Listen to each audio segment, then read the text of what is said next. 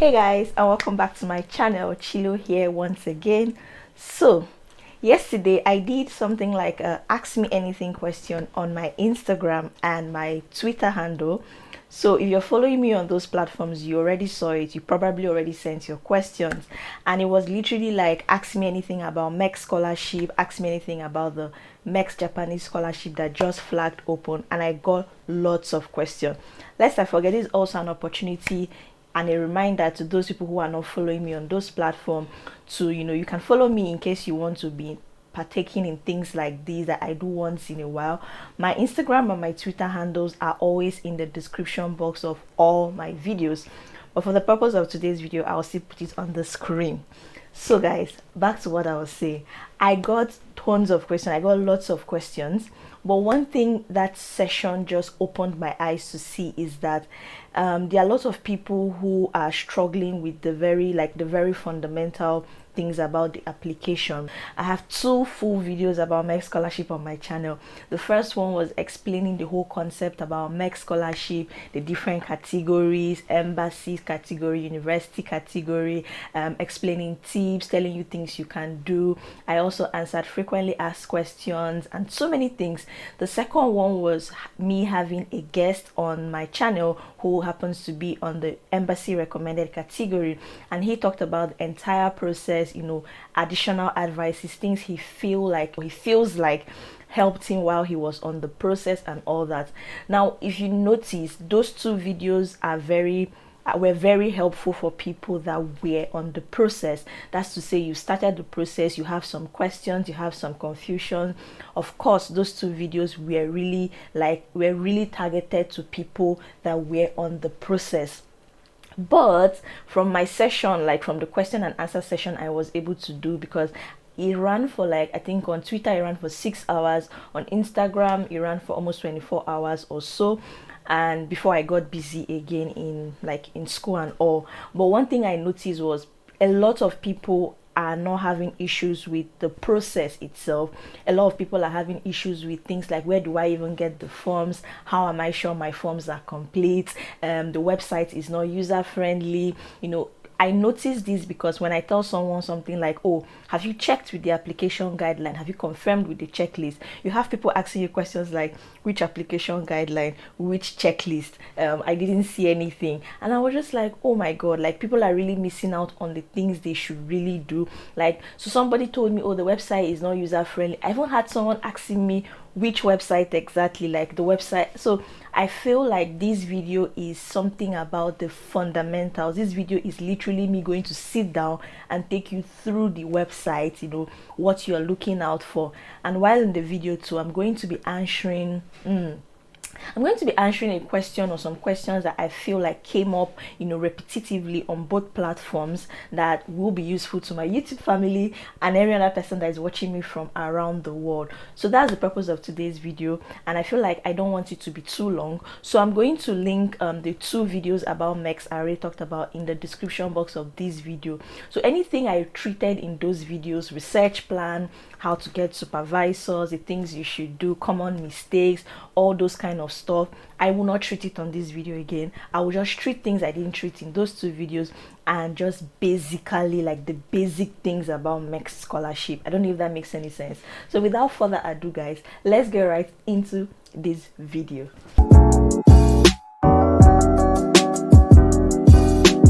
So guys, welcome back. So for the purpose of this video guys, I'm going to be using a mobile phone. I'm using my phone. I'm using this phone, right? But I'm pleading, I'm saying this, this is the how many times I'll be saying this. Please don't use your phone for any application, be it scholarship, be it job applications. I don't advise it, because I've realized that phone kind of shrinks the interface and makes the website or whatever you're doing more difficult and less user friendly. So I'm only going to be using my phone as a demo to show you things around the website, but please don't use your phone, because I'm also going to be screen recording so you can see exactly what I'm doing. Okay, all right, don't use your phone. That's just what I wanted to say. So let's get right into this video guys. The first thing you're going to do is Google. Let's just assume that you don't even know where the website is and stuff like that. Just go to Google and you click Google, and you just type there. So because I'm Nigerian, I'll be using the Embassy of Japan in Nigeria. Like I already even typed it here, but for the purpose of this video, you just type Embassy of Japan in Nigeria. So when you click it, the official website should pop up first, right? And you click the Embassy of Japan in Nigeria website. Now you go through, you go through the whole website and everything. You see a lot of things, and this, because this is phone, is kind of shrink. So I'm hoping that when you're using your laptop, things will be more spaced out. So now the section I'm looking out for is education and scholarships. You click the education and scholarships. Now what you see here is scholarships and culture and all that. So this is the scholarship you are looking out for. Japanese Government MEXT Scholarship 2022, because I mean this 2021, but you probably will be starting in 2022 if I'm not mistaken, right? I don't know. But yeah, this is the particular scholarship that is currently going on. Now the first thing you just want to do is they have like a brief write-up kind of explaining briefly what the scholarship is about or what they expect from you. So you just read that, Japanese scholarship, this is for students who wish to study in Japan as research students. Now this is another problem people are having. People are asking things like, oh, where do I fall under? Am I a research student? Am I an undergraduate? As you can see in brackets, research student says master's/PhD/research. So if you're going for master's or you're looking out for PhD scholarship, then you are under the research student category. So it's important for you to read this brief write-up that they wrote under the scholarship opening. They also categorically stated the closing date, which is 31st May 2021, as you can see. Now the notes here are: a submitted document will not be returned, a copy of graduation, those pursuing an undergrad must also submit a certificate of graduation. So many things they wrote. Now applicants must read through. Now this is the place that I find really interesting, because I keep emphasizing it in all my videos and even in the question session. Applicants must read through the application guidelines below and follow the instructions. Guys, this is very important, because I have spoken with a lot of people that got this scholarship, and 80% of them said it was just the application guidelines that they used. Now let's assume now that you're a research student, because now what you're seeing here is, as you can see, you see research student, you see undergraduate student, you see College of Technology, and then specialized training college student. So because I came through the master's PhD, although I'm not embassy recommended category, so I'm just going to click research student. That's where the master's and PhD people fall under. So if you're an undergraduate student, please, by all means, like, I feel like the major difference is just the different categories, and it's boldly written out, and like they boldly wrote it out. So if you're undergraduate, kindly click the undergraduate link. If you're College of Education, click the College of Technology link. If you're specialized training college students, click it. Any link that is particular to you, please click it. So I'll click the research students now, and it will open, right? So when it opens, there's also like a brief recommendation procedure that you should read and all that. List of websites of Japanese embassies / consulate generals. Okay, that's not what I'm looking out for now. Documents for application, embassy recommendation. Now applicants must read the application guidelines below. So now what this means is that, because I clicked research student and I've gotten to the page for research student, the application guideline here is particular to master's, PhD, and the people that are categorized as research students. So if you're undergraduate, the application guidelines there will be particular to undergrad. I don't know if that makes any sense. So please read it. Now questions like, I had people asking me questions like, oh, is my age included? I have HND, I have OND, or I want to switch courses. I studied this and I want to study that. So many of those questions, you actually find the answers in the application guidelines, because the application guideline answers how old, the limit they want, your highest degree they are looking out for, literally things they expect from the applicants for this research student category. Now, so the first thing you see is application guidelines for research students, and the second one is application guidelines for, but in Japanese. So if you understand Japanese, then by all means click the second one. I know many people watching me don't understand Japanese that much, so what you will be clicking is the first one. So let's click the first one. So I've clicked the first one, and this is the application guideline, guys. it is 11 long pages. That's why I said read it. Like, anything you're asking me, best believe that it's already here. And that's just how detailed the average Japanese people work, especially when it comes to their scholarship. Okay, let's even take a particular example. They even define, the first paragraph is definition of research student. The second is fields of study. That's the fields of study they are looking out for. 3 is qualifications and conditions, things like your age, academic background. For master students or doctoral students, you have Japanese language, you have health, the thing they expect, arrival in Japan, visa requirements, non-eligibility. That's if you want to know if you're not eligible, like, so many things are treated here, even extension of period of scholarship, scholarship benefits. So these are the things that you're going to see. Now, application documents and forms. So before I go, okay, now this application document and form is like a checklist, guys. It's like a checklist. It helps you to know if you have all the forms required. So one thing Japanese people do, whether your university or embassy recommended, they send you a checklist so that when you're parceling it to send, or you're going yourself, you're putting it in an envelope, you're sure that, okay, number 1 is there, number 2 is there. So for this checklist now, they've already said, here you see, documents indicated by the white circle must be submitted by all applicants, while documents indicated by black circle should be submitted only if applicable. For example, now the white circle says application form. That's everybody is supposed to submit an application form. But let's take one example of the black circle. The black circle here says recommendation letter from the present employer. That's one of the section. Now, if you're not employed and you don't have an employer, then you shouldn't feel guilty that you don't have a recommendation letter, because it doesn't apply to you. Do you understand? So if you have, then this applies to you. They even went further to explain the different screening procedures and the second screening, like literally everything that even I said in my previous video was actually already answered here. So now let's go back to the main website. Okay, so let's go back to the main website. That's the place we are coming from. And you see the problem with using phone. The phone just took me back to the beginning, but with a PC you're just going back. So now that was for the application guideline. So the application guideline literally explains everything to you, like everything you're going to, every challenge they feel you're going to face while you're filling your forms, they've treated it in the application guideline. Questions like your age, everything, they've treated it there. So now the next thing we'll be looking out for now is the application form. So let's go to the application forms. Now, you've seen the checklist, like you've already seen that checklist I showed you whitely. So for the checklist, everything they asked of you, be sure to download it. Please be sure to download everything they asked of you. So the first thing is the application form for FY 2021. This is the form, guys. Like, these are questions that just, it's about you, right? Your name, your nationality, your age, your gender, name of school, degree. These are things that you feel in every normal scholarship. It's not only MEXT, every scholarship wants to know about their applicant, because that's basically what they are using to select or using to choose. So that's that for the application form. The next form here is the placement preference application form for.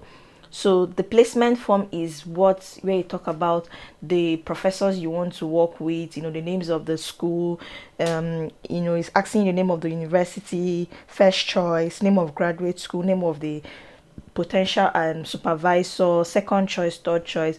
I gave you advice and tips about, how to reach out to professors, or what I think about the names you should put here in the other video about MEXT, linked in the description box. So please watch it. Like I said, I won't want to treat what I already treated in those videos, so we don't make this video too long. So this is the second form, which is the placement form, and you have to submit. Someone asked me, is this compulsory? And I'm like, fam, anything they've asked of you is definitely compulsory. Okay, so now the next form is the field of study and research. So I'm not trying to download it, but I mean, basically you also have to submit that one. I think that one will be asking you questions about your research plan, your research proposal, the things you're going to give back to Japan. And okay, let me just view it. Okay, yeah, guide for creating a field of research, field of study and research plan and sheet, research team, research plan, and all. So that's basically for this one. All these forms, guys, there's nothing like is it compulsory, like someone asked me. If they ask for it, use that checklist I told you, that checklist I showed you. Use it and confirm what is compulsory and what is asked of you. Then certificate of health, this is another one. So the certificate of health is it has to be done by a medical doctor. So this is like describe the condition of lungs, surname, given name, middle name. Now someone asked me a question about do I think someone that has a a particular disease, I won't want to mention it here, would stand chances. And some questions like that is like an insider questions that people that select who can answer. I can't really answer it because I mean, like I will always say in all my videos, guys, I'm not a MEXT representative. Like I don't know how to explain, like I don't select for MEXT, I just give tips or advice based on my own experience and the experiences of people that I have met here in Japan. So I won't really know insider information like will they select me because of this thing or that, or what are my chances and all that. But basically from what they wrote here, they said certificate of health must be filled in by a professional medical doctor. So it's not like you will sit down and fill it by yourself. And the next one is recommendation letter sample. Guys, they even gave a sample. I had someone telling me, oh, I think someone asked me, can he use the sample from the one he used for previous applications and all those things. And I was like, even if you must add additional things to the recommendation letter sample, my advice, my tip, this one is not an almighty formula. I would just think that at least what they have instructed you to do from the sample, you should also add it. Like don't remove their sample to add your own. Instead, even if you want to add, but keep the ones they've asked you to keep. Then they even gave you past questions. There are even past question examination questions 214, 215 and 216. This is for those who will proceed to the next stage of the exam, because after this stage the next stage is exam. They also explained the different stages you will see in the application guideline, and I also explained it in the first part of my MEXT Japanese video. So I think that's that. So one thing I want to go back to, I feel like I didn't really touch well, is the checklist, guys. Let's go back to that checklist because I feel like I skipped through it. Now this is the checklist, guys. This is like what they call a checklist. Be sure that anything you're submitting or anything you're including in your envelope, that everything is as seen on this particular page. So read it thoroughly, study it. I always tell people print it. I always say print it. Use pen and paper to be sure you're not missing anything out, right?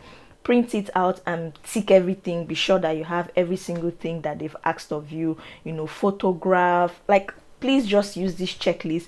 So my advice is work with the application guideline and work with the checklist. So now let me answer a particular question that kept coming up in the session, the question and answer session on all my platforms, which is notarization. I think there is a place where they ask that all the documents should be notarized, or especially certificates and transcripts. Now guys, notarization is, how I understand it, there may be a dictionary meaning.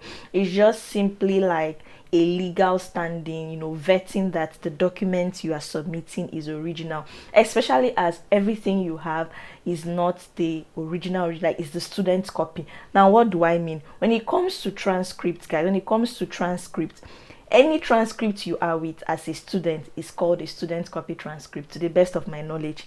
The original transcript is a transcript that is sent directly from your school to Japan, or directly from your school to the embassy, to the MEXT scholarship. Like you're not seeing it, it's sealed. That is what passes for original. So far you're with a copy, it is a student copy.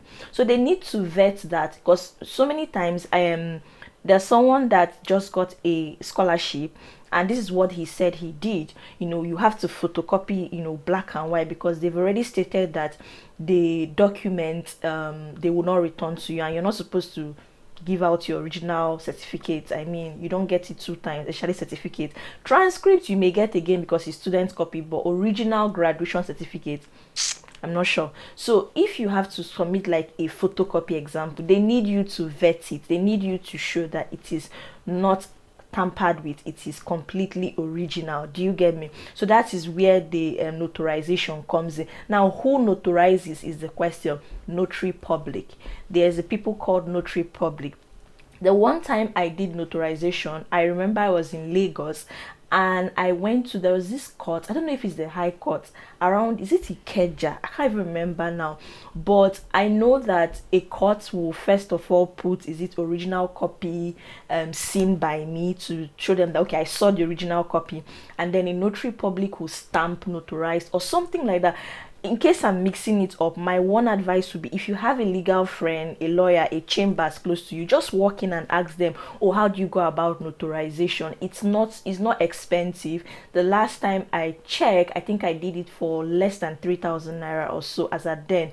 So I don't think it's that expensive. Just ask a legal friend, ask a lawyer, ask anybody around. There will be someone that should be able to tell you that okay, this is where what is called a notary public. Now, another question I was really getting was questions surrounding, the original documents. They said they will not return it and all. Guys, my advice for that one is, like the guy, I think I connected with him on Twitter also, and he just got a category of MEXT. He said he photocopied his documents like in colored and then notarized it as they asked and submitted.